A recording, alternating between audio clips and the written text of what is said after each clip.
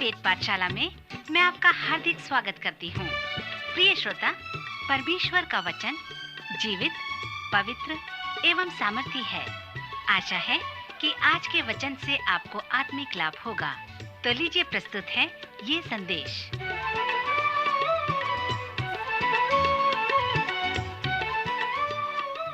नमस्कार श्रोता मित्र, वेद पाठशाला की अगली कक्षा में आपका स्वागत है। यह कक्षा संपूर्ण पवित्र शास्त्र के सर्वेक्षण का एक भाग है, जिसमें हम उत्पत्ति से लेकर प्रकाशित वाक्य तक के पुस्तकों का सर्वेक्षण कर रहे हैं। इस सर्वेक्षण से हमारा उद्देश्य है कि हम आपको प्रत्येक पुस्तक का विस्तृत रूप से अध्ययन करा सकें। पिछले दिनों में हमने पुराने नियम के 39 पुस्तकों का सर्वेक्षण समाप्त किया था और उसके बाद 6 साधारण कक्षा का भी सर्वेक्षण किया था। इस चरण में मैं चारों सुसमाचार से पहले सुसमाचार, जिसे मत्ती रचित सुसमाचार कहते हैं, उसका परिचय देना चाहूँगा। नए नियम व सुसमाचार के परिचय में मैंने कहा था कि यीशु के पास एक कार्य था और वह उस कार्य को जानता था और उसने पूर्ण रूप से उस कार्य को पूरा किया। मत्ती रचित सुसमाचार में आप देखेंगे कि यीशु के पास एक कार्य व एक दर्शन ही नहीं, परंतु उसके पास उस कार्य को पूरा करने के लिए एक महान योजना भी था। यीशु के उस योजना को देखने के लिए आप मत्ती के सुसमाचार का अवलोकन करें कि कितने बार मत्ती हमें कहा है कि यीशु लोगों की ओर, अर्थात एक बड़े भीड़ की ओर दृष्टि किया, उनकी समस्याओं को देखा और उन पर तरस खाया। मत्ती के अनुसार जब भी उसने भीड़ को देखा, तब उसने उनके लिए एक योजना बनाया। यह बात मत्ती रचित सुसमाचार के 4 अध्याय के अंतिम भाग में लिखा गया है। गलील की झील के किनारे चारों ओर वह हजारों लोगों को प्रचार करता था। जब यीशु ने भीड़ को देखा, तब उसने उनमें हर प्रकार की समस्या को देखा। आज हम अपने समस्याओं को हमारे संस्कृति में संस्थापित कर देते हैं। हम मानसिक रूप से बीमार पड़ जाते हैं।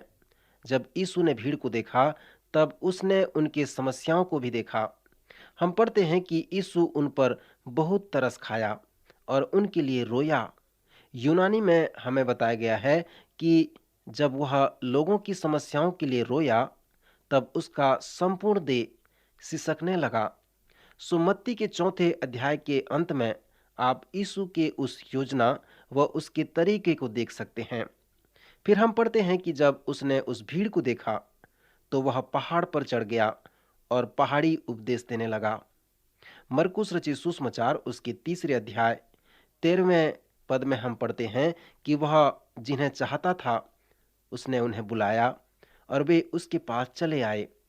श्रोता, मैं इसे प्रथम मसीही सभा कहता हूँ। सो जिन्हें यीशु बुलाया और जब वे उसके पास आए, तब उसने मत्ती के 5वें, 6वें और 7वें अध्याय में जो पहाड़ी उपदेश है, उससे उन्हें वह शिक्षा व उपदेश देने लगा। मित्र, ये पहाड़ी उपदेश यीशु के महान उपदेश में से एक है। पहाड़ी उपदेश के योजना का जो नियम है, प्रायः इस प्रकार है कि यीशु उन लोगों को जिन्हें वह बुलाया है, इस बात को दिखा रहा है कि वे उन लोगों के लिए जो पहाड़ के नीचे हैं, उनके पास जो समस्याएं हैं, जो तकलीफें हैं, उनके लिए वे लोग प्रभु यीशु की तरफ से उनके समस्या भाग बन जाएं। उसने उन्हें दिखाया कि कैसे वे उन लोगों के, उनके समस्याओं के लिए प्रभु की ओर से उनका उत्तर बन सकते हैं। इसलिए हम उस चुनौती का वर्णन करते हैं कि जब यीशु ने पहली बार उस भीड़ को देखा, तब उसने प्रथम मसीही सभा का आयोजन किया और वह चुनौती है कि तुम कहाँ हो। यीशु के अनेक शिक्षाएं 2 प्रकार के लोगों की रूपरेखा को प्रस्तुत करते हैं। प्रथम वे हैं जो भीड़ के भीड़ हैं और उनके पास समस्याएं हैं, और दूसरे वे लोग हैं जिन्हें यीशु ने बुलाया है, जो चेले कहलाए, जो लोगों की समस्याओं का उत्तर व हल थे। श्रोता, आप लोगों के लिए भी प्रश्न है कि क्या आप समस्या के भाग में हैं या फिर उस समस्या के समाधान के भाग में हैं? क्या आप उसके उत्तर के एक भाग हैं या फिर आप एक प्रश्न हैं? जब यीशु ने प्रथम मसीही सभा का आयोजन किया, तब उसने बड़े ही योजनाबद्ध तरीके से कार्य किया। यीशु ने उस भीड़ को देखा जिन्हें कुछ आवश्यकता थी। फिर उसने अपने चेलों को शिक्षा व उपदेश देने लगा कि वे जगत के लोगों की आवश्यकता का हल व साधन बन जाएं। यदि आप 3 वर्ष तक सीखें, जानें और अपने संदेश को संपूर्ण जगत में फैलाना चाहें, तो आप क्या करेंगे? यीशु 3 वर्ष तक रहा, सीखा व जाना। सो संपूर्ण जगत में अपने संदेश को पहुंचाने के लिए उसने क्या किया? श्रोता मित्र, यदि आप एक सक्रिय कार्यकर्ता बनना चाहते हैं, तो आप एमबीए विषय का अध्ययन करें। इसके लिए आपको 5 बातों पर ध्यान करना होगा। वे 5 बातें हैं: विश्लेषण, संगठित, प्रतिनिधित्व, निरीक्षण और संघर्ष करना। सो यदि आप एक सक्रिय कार्यकर्ता बनना चाहते हैं, तो आप उस परिस्थिति का विश्लेषण करें, फिर उसके बाद अपने कार्य को संगठित करें, और फिर यदि आप सचमुच में एक अच्छे कार्यकर्ता हैं, तो आप अपने उत्तरदायित्व को बांट दें और प्रतिनिधित्व करें। फिर निरीक्षण करें और देखें कि आपका कार्य कैसे हो रहा है। सो यदि सब कुछ ठीक होता है, तो आप केवल संगठित करें। यदि आप इन 5 बातों का क्रमानुसार करेंगे, तो आप सफल होंगे, आपका कार्य आगे बढ़ता जाएगा। जब आप मत्ती के सुसमाचार में यीशु के उस नियम का अध्ययन करेंगे, तो आप ये जानने पाएंगे कि यीशु ने कैसे उस अधिकार को दूसरों को सौंपा। वह उसे जानता था। जब यीशु ने भीड़ को देखा, तब उसने उन सभी आवश्यकताओं का विश्लेषण किया। फिर वह प्रथम मसीही सभा का आयोजन किया, जो कलीसिया का उदाहरण है। कलीसिया लोगों का एक झुंड है जो यीशु के चारों ओर हैं, क्योंकि वे उसके साधन के एक भाग होना चाहते हैं, संसार के समस्याओं के हल व उत्तर होना चाहते हैं। इसी तरह से आज हमें इस संसार में यीशु मसीह की कलीसिया को अवलोकन करना है, उसे जांचना है। यीशु ने अपनी कलीसिया को संगठित किया और उनमें से कुछ लोगों को उसने प्रतिनिधित्व करने का काम सौंप दिया। फिर उसने उनका अवलोकन किया, 3 वर्ष तक अवलोकन किया। उनको छोड़ने के बाद वह स्वर्ग में उठा लिया गया। सो यीशु ने 2000 वर्ष तक अपनी कलीसिया को संगठित किया। श्रोता मित्र, मत्ती रचित सुसमाचार में यीशु के तरीके व नियम का अवलोकन करें। प्रथम बार यीशु ने भीड़ को देखकर विश्लेषण किया और संगठित किया। जब यीशु मत्ती के 5वें, 6वें और 7वें अध्याय का शिक्षा देना समाप्त किया, तब वह अपने उपदेश के निर्णय में पहुंचा। यीशु ने उनको, जो उस सभा में आए थे, चुनौती दी कि वे उसमें समर्पित हो जाएं। सो उसने उनसे इस प्रकार प्रश्न पूछा कि क्या तुम बहुतों में से एक हो या फिर थोड़े में से एक हो?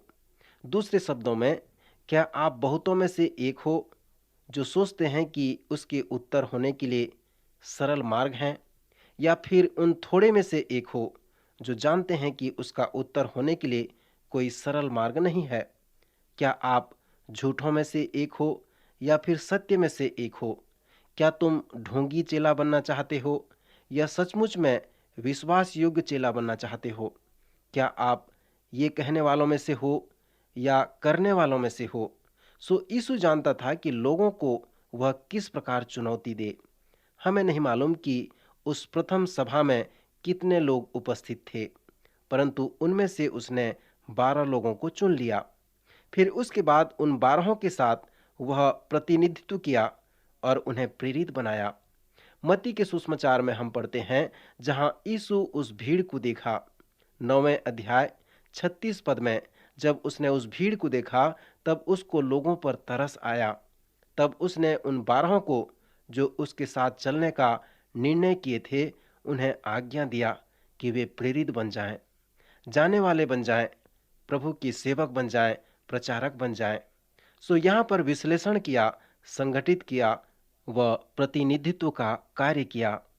यीशु एक ऐसा व्यक्ति था जिसके पास एक महान कार्य था, और उस कार्य को पूरा करने के लिए उसके पास एक नियम व तरीका था।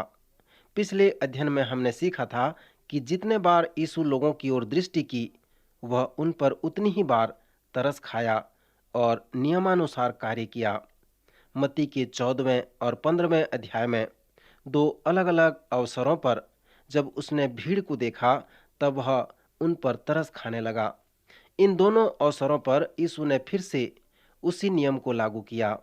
14वें अध्याय में यीशु के वो महान आश्चर्य कर्म लिखे गए हैं, जिसमें उसने 5,000 लोगों को भोजन कराया। यही वो आश्चर्य कर्म है जो हमें चारों सुसमाचार में मिलते हैं।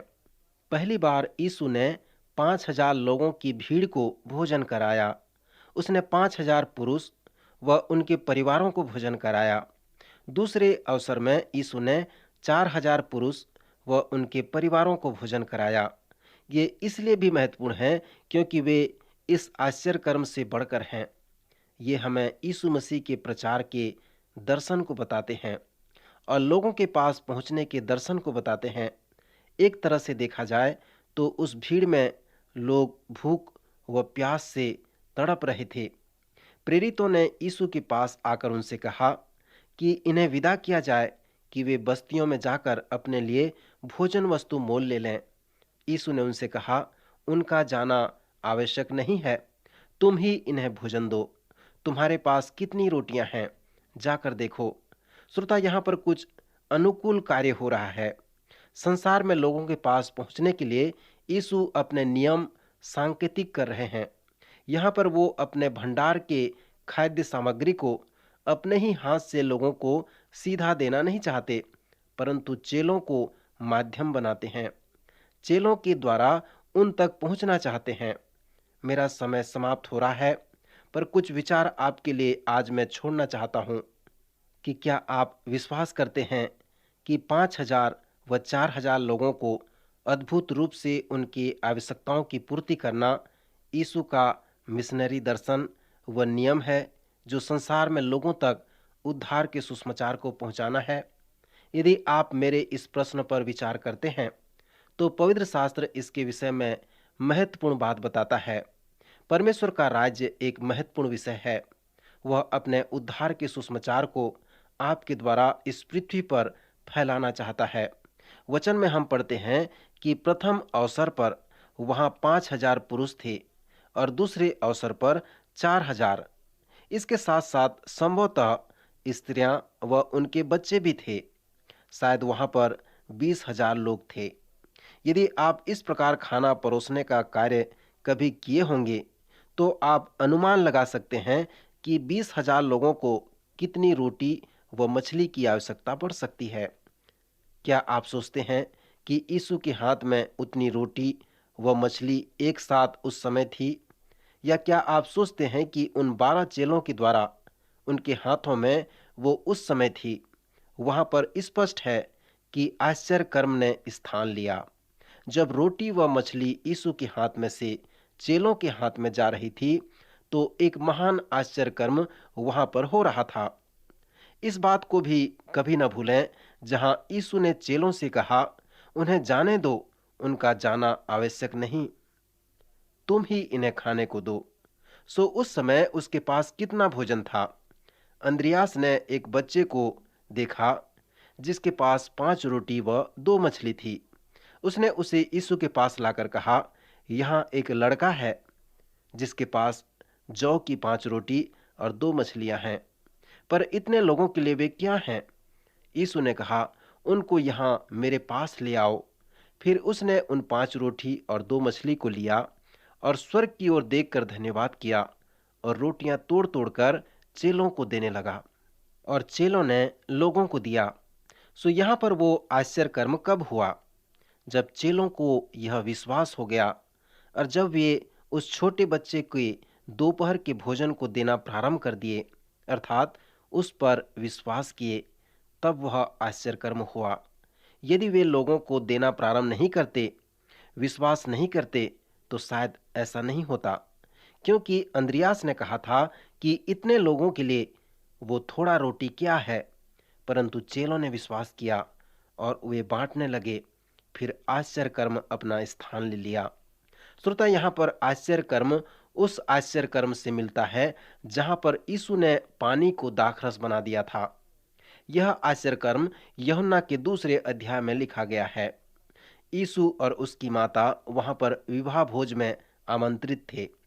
जब वहां पर दाखरस घट गया तो यीशु की माता ने उससे कहा कि उनके पास दाखरस नहीं रहा। उसने यीशु से इस प्रकार कहा कि वह कुछ करे। उसकी माता ने सेवकों से कहा, जो कुछ वह तुमसे कहे वही करना। वहां पर पत्थर के 6 मटके धरे थे, जिनमें दो दो तीन तीन मन समाता था। यीशु ने सेवकों से कहा, मटके में पानी भर दो। सो उन्होंने उन्हें मुहामुंह पानी भर दिया, और जैसे भरना समाप्त किया, यीशु ने तुरंत उनसे कहा, अब निकाल कर भोज के प्रधान के पास ले जाओ। सो जब भोज के प्रधान ने वह पानी चखा जो दाखरस बन गया था, और नहीं जानता था कि वह कहाँ से आया है, परंतु जिन सेवकों ने पानी निकाला था वे जानते थे।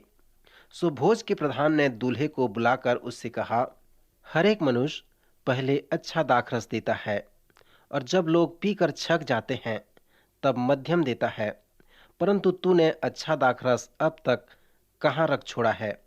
मित्र, यह एक महान आश्चर्य कर्म है। परंतु कब यह आश्चर्य कर्म हुआ? कब वह पानी दाखरस बन गया? जब सेवकों ने यीशु की आज्ञा मानी और उस पानी को बांटना प्रारंभ किया। उन्होंने यीशु के इस कार्य पर विश्वास किया और बिना संदेह वे पानी को बांटने लगे। सो वह दाखरस बन गया था। कब वह रोटी व मछली द्विगुणित होती चली गई? जब चेलों ने विश्वास करके बांटना प्रारंभ किया। उन्होंने यीशु की आज्ञा मानी, तब वह भी बढ़ता गया और बढ़ता गया और सबको तृप्त कर दिया। इस महान आश्चर्य कर्म में यीशु का नियम रूपकात्मक रूप से इस प्रकार प्रस्तुत किया गया है कि यीशु मसीह इस संसार में संसार का उद्धारकर्ता के रूप में आया। यूहन्ना के 3 अध्याय में यीशु ने निकोदेमुस से कहा कि वह परमेश्वर का एकमात्र उद्धारकर्ता, एकमात्र पुत्र व एकमात्र साधन है। यीशु इस साधन को अपने चेलों द्वारा इस संसार में उपयोग करना चाहता था।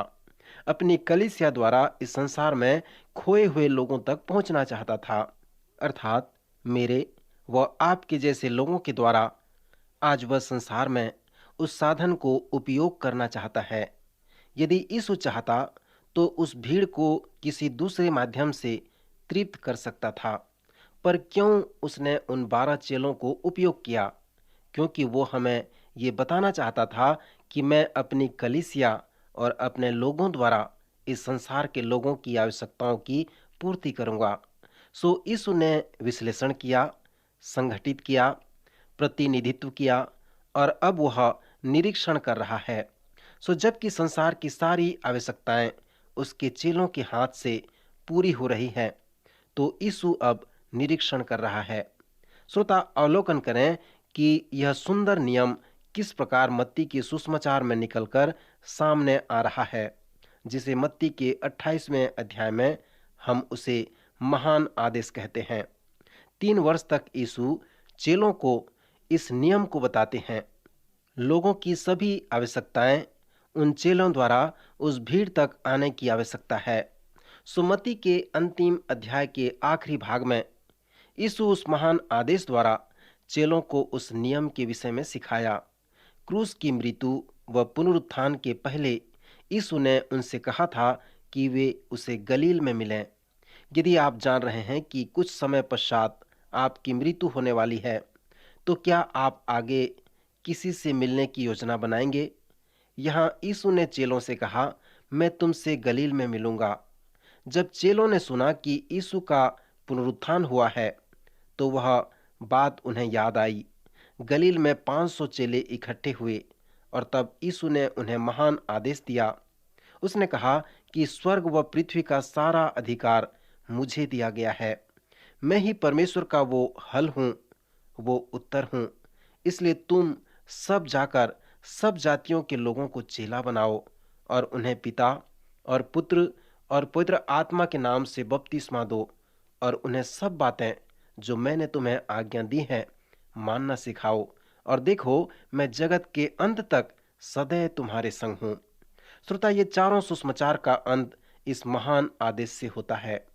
प्रेरितों के काम नामक पुस्तक, जो कलीसिया के इतिहास की पुस्तक है, इसी महान आदेश के साथ प्रारंभ होती है। प्रेरितों के काम पुस्तक हमें बताती है कि यह पुस्तक उस महान आदेश का कार्यान्वित होना है। इसमें हमें पता चलता है कि चेले पृथ्वी के छोर तक गए और चेले बनाए और उन चेलों को बपतिस्मा दिए और उन सभी बातों को जिसे यीशु ने उन्हें सिखाया था, वे भी उन चेलों को सिखाए। संसार व संसार के लोग इस बात को जानकर आश्चर्यचकित हो गए कि यीशु चेलों के साथ था। पिंतेकुस्त के दिन जब अद्भुत चिन्ह व चमत्कार के द्वारा कलीसिया का जन्म हुआ, तब पतरस ने कहा, क्या तुम जानते हो कि कौन इन महान कार्यों को होने दे रहा है? यह यीशु है जो क्रूस पर चढ़ाया गया और फिर जी उठा है। वह अब पिता के दाहिने हाथ में बैठा है और इन सब कार्यों को होने दे रहा है। मित्र, आप यहाँ पर देखें कि यीशु निरीक्षण कर रहा है और कलीसिया को व्यवस्थित कर रहा है और आज भी वह इसी प्रकार कर रहा है। जब आप कलीसियाई इतिहास को पढ़ेंगे तो आप जानने पाएंगे कि कैसे उसने अपनी कलीसिया को संगठित किया। उसकी कलीसिया सताई गई और जब उसकी कलीसिया सताई गई तो विचार करें कि वह कैसे संघर्ष किया होगा। आज भी पृथ्वी के अनेक भागों में उसकी कलीसिया को प्रताड़ित किया जा रहा है। श्रोता, जब आप यीशु के उस योजना को समझते हैं तो आप ये जानने पाएंगे कि उसकी कलीसिया एक सुसमाचार प्रचारक संस्था है। आज अनेक लोग जो यीशु मसीह पर विश्वास करते हैं, उसके कलीसिया हैं, वे सताए जा रहे हैं। सो प्रश्न यह उठता है कि मसीही होने का, उसका विश्वासी होने का या उसका चेला बनने का क्या अर्थ है? उसका उत्तर उसका साधन होने का क्या अर्थ है?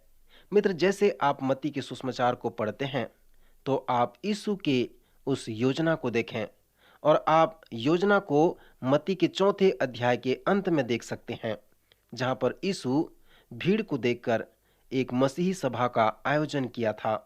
सो यीशु अपनी सेवा एक सभा के साथ प्रारंभ किया, वह एक सभा के साथ अपनी सेवा का अंत भी किया। प्रथम सभा में उसने अपने चेलों को चुना, उसने उन्हें सिखाया और उन्हें लोगों के पास भेजा।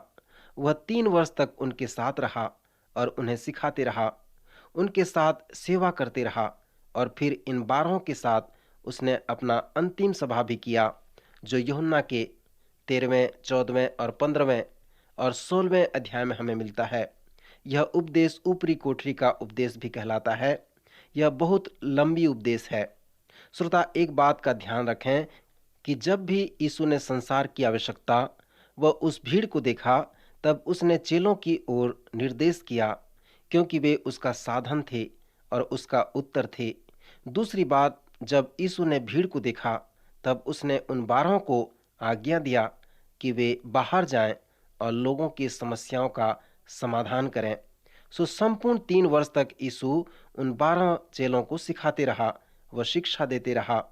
उसका जो प्राथमिक कार्य था कि वह उन्हें प्रशिक्षण दे। मैं सोचता हूँ कि यीशु उन्हें कह रहा था कि तुम संसार के लिए मेरे तरफ से समाधान हो, उत्तर हो। संसार की समस्याएं मुझ में होकर तुम्हारे द्वारा समाधान होंगी।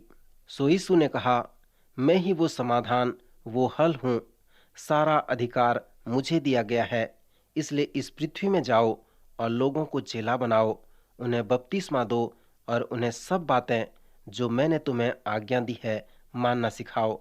और देखो, मैं जगत के अंत तक सदैव तुम्हारे संग हूँ। सो यही मेरा समाधान है, वही मेरा उत्तर है, और तुम मेरे समाधान हो और तुम मेरे उत्तर हो। मित्र, क्या आप उसके समाधान व उत्तर बनना चाहते हैं? प्रभु के वचन को पढ़ें, उसके महान आदेश पर विश्वास करें। प्रभु इन वचनों द्वारा आपको आशीष दे।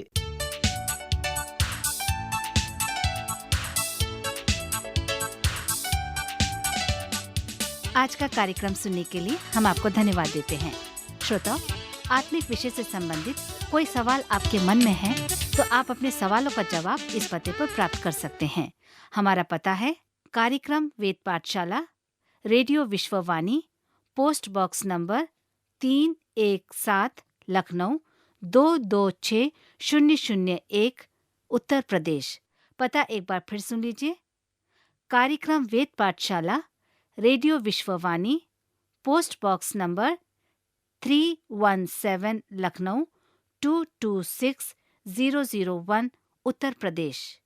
और हाँ श्रोता, आप हमसे ईमेल के द्वारा भी संपर्क कर सकते हैं। हमारी ईमेल आईडी है hindiembassy@radio.vv.org, hindiembassy@radio.vv.org। अब हमारे कार्यक्रम का समय यहीं पर समाप्त होता है। अगले कार्यक्रम में आपसे फिर भेंट होगी। तब तक के लिए हमें आज्ञा दीजिए। नमस्कार।